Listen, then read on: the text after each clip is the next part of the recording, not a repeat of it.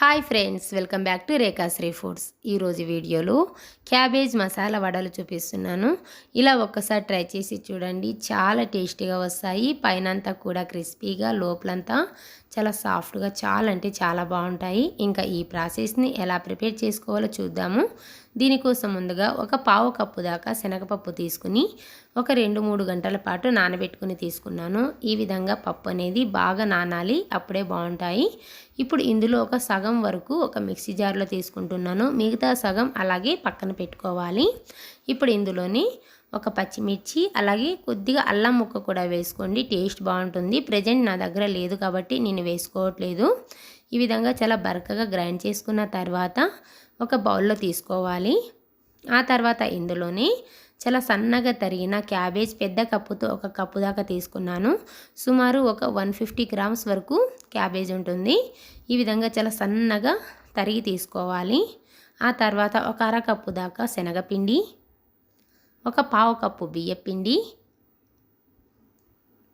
Half spoon కారం, half spoon chaat masala, టేస్ట్కి సరిపడినంత సాల్ట్, తరిగిన ఉల్లిపాయ ఒకటి, హాఫ్ స్పూన్ జీలకర్ర, తరిగిన కరివేపాకు కొద్దిగా, తరిగిన కొత్తిమీర కొద్దిగా,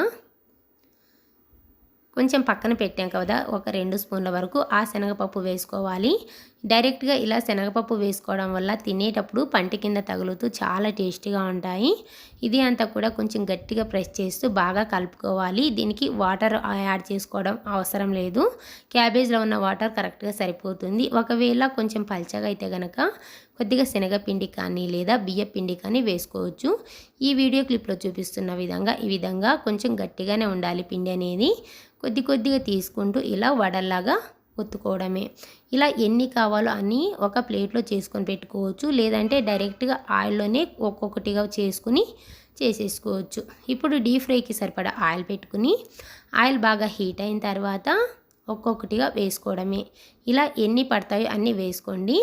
ఇలా వేసుకున్న తర్వాత మంటని మీడియం ఫ్లేమ్లో పెట్టుకుని ఫ్రై చేసుకోవాలి. ఆయిల్ అనేది బాగా వేడిగా ఉండాలి. ఒకవేళ తక్కువ హీట్లో ఉందనుకోండి ఆయిల్ ఎక్కువగా పీల్చేసుకుంటుంది.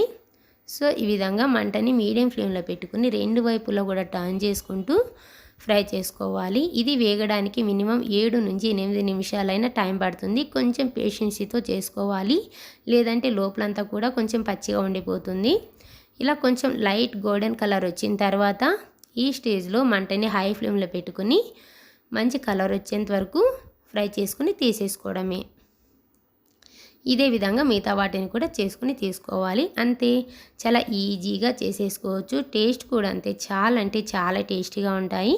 మీరు కూడా ఒకసారి ట్రై చేయండి. ట్రై చేసి ఎలా వచ్చిందో కామెంట్ సెక్షన్లో కామెంట్ చేయండి. అలాగే షేర్ చేసి లైక్ చేయండి. మరిన్ని వీడియోస్ కోసం రేఖాశ్రీ ఫుడ్ ఛానల్ని సబ్స్క్రైబ్ చేసుకోండి.